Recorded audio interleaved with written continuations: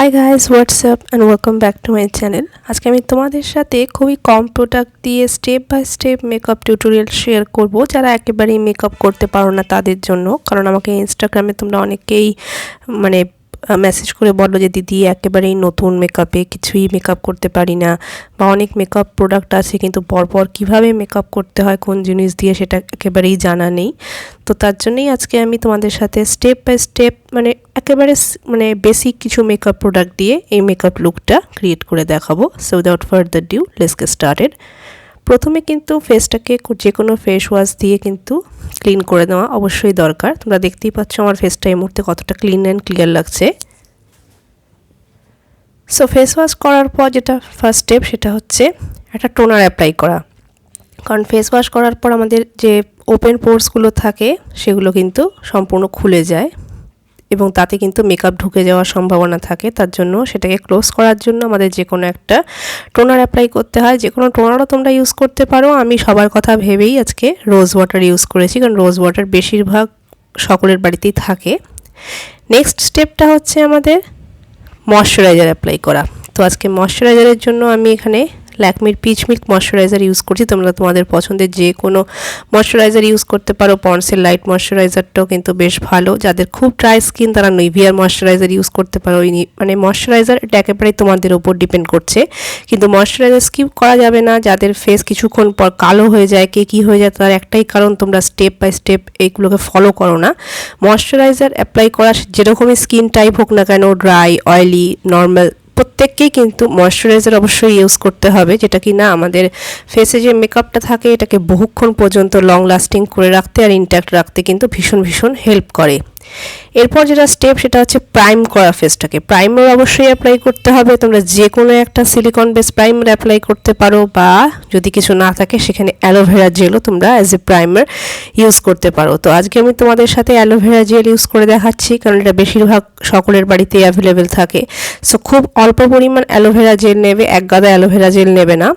অল্প পরিমাণ নিয়ে শুধুমাত্র টি জোনে যেখানে আমাদের ওপেন পোর্স থাকে, নাকের ওপরে আর সাথে থুতনিতে এবং কপালে যে জায়গাগুলোতে আমি ইউজ করছি, সম্পূর্ণ ফেসে এক গাদা অ্যাপ্লাই করে ফেলবে না। যেটুকুতে শুধু দরকার সেখানেই অ্যাপ্লাই করবে, করে সেটাকে কিন্তু ভালো করে অ্যাবজর্ব করতে 10 মিনিট টাইম দেবে। তারপরেই কিন্তু বেস মেকআপ শুরু করবে। বেস মেকআপের জন্য হয় বিবি ক্রিম, সিসি ক্রিম বা ফাউন্ডেশন ইউজ করবে। সো আজকে আমি তোমাদের সাথে ফাউন্ডেশন ইউজ করে দেখাচ্ছি। আজকে আমি এখানে মেবলিনের super stay full coverage 24 hour ফাউন্ডেশনটা ইউজ করছি। তোমরা তোমাদের পছন্দের যে কোনো ফাউন্ডেশন ইউজ করতে পারো। তবে এই ফাউন্ডেশনটার একটু প্রাইসি, 750 রুপিস, কিন্তু অসম একটা ফাউন্ডেশন। সো আজকে আমি এটা দিয়ে তোমাদেরকে মেকআপ করে দেখাবো। বিউটি ব্লেন্ডার সবসময় ভিজিয়ে নিয়ে জল স্কুইজ করে নেবে। ড্রাই বিউটি ব্লেন্ডার, শুকনো বিউটি ব্লেন্ডার একেবারেই ইউজ করবে না, তাতে কিন্তু কোনো মেকআপ ফিনিশ ভালো পাবে না তোমরা। আর অল্প করে ফাউন্ডেশন অ্যাপ্লাই করবে, এক গাদা ফাউন্ডেশন মুখে প্রথমেই অ্যাপ্লাই করবে না। যেটুকু প্রয়োজন শুধুমাত্র সেটুকুই ইউজ করবে। এটা একটা ফুল কভারেজ ফাউন্ডেশন, তার জন্য এক পাম্পই যথেষ্ট ফুল ফেসের জন্য। সো ফুল ফেসে ড্যাব করে ব্লেন্ড করবে, কখনোই ঘষে বিউটি ব্লেন্ডার দিয়ে ব্লেন্ড করবে না, তাহলে পরে কিন্তু তোমরা কোনো কভারেজই পাবে না। দেখতেই পাচ্ছ যেভাবে আমি ব্লেন্ড করছি ফুল ফেসে, ঠিক সেভাবেই কিন্তু ড্যাব করে ব্লেন্ড করবে, থুপে কখনোই কিন্তু ঘষে এক জায়গা থেকে আরেক জায়গায় ব্লেন্ড করবে না ফাউন্ডেশন। আর যদি তোমরা শুধু ফাউন্ডেশন অ্যাপ্লাই করো তাহলে চোখে লাগাবে, কিন্তু যদি কনসিলার অ্যাপ্লাই করো তাহলে চোখের উপরে লাগাবে না। আজকে আমি এখানে কনসিলার অ্যাপ্লাই করছি, তার জন্য আমি কিন্তু ফাউন্ডেশনটাকে চোখের উপরে নিচে লাগাইনি। সো আজকে আমি এখানে ইনসাইড কসমেটিক্সের 2x কভার কনসিলার ইউজ করছি। তোমরা যে কোনো কনসিলার ইউজ করতে পারো। কনসিলার লাগানোর জায়গা হচ্ছে দেখতেই পাচ্ছ নাকের ওপরে, চোখের তলায়, ওপরে, ফোরহেডের সামান্য, আর হচ্ছে আমাদের মুখের চারপাশে যেখানে আমাদের কিনা একটু ডার্ক পিগমেন্টেশন থাকে, ঠিক সেই জায়গাগুলোতেই কিন্তু কনসিলার অ্যাপ্লাই করতে হবে।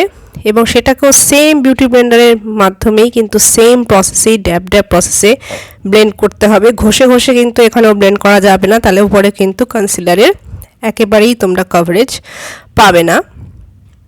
সো আস্তে আমি ব্লেন্ড করে নিচ্ছি। তোমাদের কাছে যদি কনসিলার না থাকে তাহলে তোমরা সেম ফাউন্ডেশনকেও ইউজ করতে পারো, বা ফাউন্ডেশনের সাথে সামান্য পরিমাণ কম্প্যাক্ট পাউডার মিশিয়ে সেটাকে একটু থিক করে নিয়ে সেটাকেও অ্যাজ এ কনসিলার ইউজ করতে পারো। এরপর ফেস পালা সেট করার জন্য এখানে ইউজ করতে পারো হয় কোনো লুজ পাউডার বা কোনো কম্প্যাক্ট পাউডার। মেনলিতে আমি লুজ পাউডারই বেশি ইউজ করি, কিন্তু তোমাদেরকে আমি কম্প্যাক্ট পাউডার ইউজ করে দেখাচ্ছি। আজকে আমি এখানে ল্যাকমির কম্প্যাক্ট পাউডার ইউজ করছি টি জোনটাকে ফোকাস করে চোখের উপরে, এবং সাথে কিন্তু আমাদের যে ফেসটা আছে সেই ফেসটাকে টোটালটাকে কিন্তু সেট করে নেওয়া ভীষণই প্রয়োজন, তাতে করে লং লাস্টিং হয় মেকআপ। এরপর পালা হচ্ছে আমাদের ভুরুগুলোকে ফিল আপ করে নেওয়ার। আইব্রো ফিল আপ করার জন্য তোমরা আইব্রো পোমেড বা আইব্রো পেন্সিল নিতে পারো, আমার এর ওপর ডিটেল ভিডিও আছে, চ্যানেলে গিয়ে দেখে নিতে পারো। এরপরে আমি এখানে আইলাইনার অ্যাপ্লাই করছি।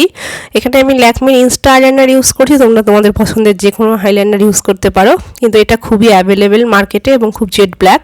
সো আমি এই আইলাইনারটা পছন্দ করি। তোমরা হয় কাজল বা হয় আইলাইনারও যে কোনো একটাও তোমরা ইউজ করতে পারো। আমি জাস্ট দেখানোর জন্য তোমাদেরকে আইলাইনার এবং কাজল দুটোই কিন্তু অ্যাপ্লাই করে নিচ্ছি এখানে আজকে।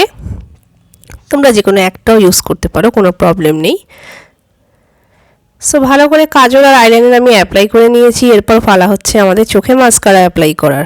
ফলসিস যদি না লাগাতে চাও 3 থেকে 4 কোট মাস্কারা কিন্তু অবশ্যই অ্যাপ্লাই করবে, এতে একেবারে ফলসিসের এফেক্ট পাওয়া যায় আর ভীষণই সুন্দর লাগে।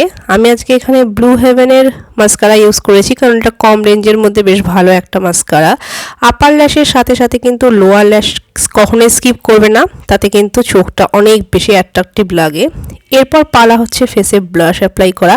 আমি কোনো রকম কন্টুরিং হেভি কিছু দেখাচ্ছি না, কারণ যেগুলো অনেকেই হয়তো থাকে না বাড়িতে বা করতেও পারো না কন্টুরিং। সো আজকে যেহেতু একেবারে বেসিক মেকআপ, তার জন্য আমি শুধুমাত্র ব্লাশ অ্যাপ্লাই করছি। আমি আমার চিকসে ব্লাশ অ্যাপ্লাই করে নেব, যেখানে আমরা স্মাইল করলে একটু ফোলা ভাব দেখা যায়, সেই জায়গাগুলোতেই শুধুমাত্র অ্যাপ্লাই করবে ব্লাশ। আর সাথে হচ্ছে নাকের উপরে একটু আর নিচে থুতনিতে সামান্য পরিমাণ ব্লাশ অ্যাপ্লাই করে নেবে।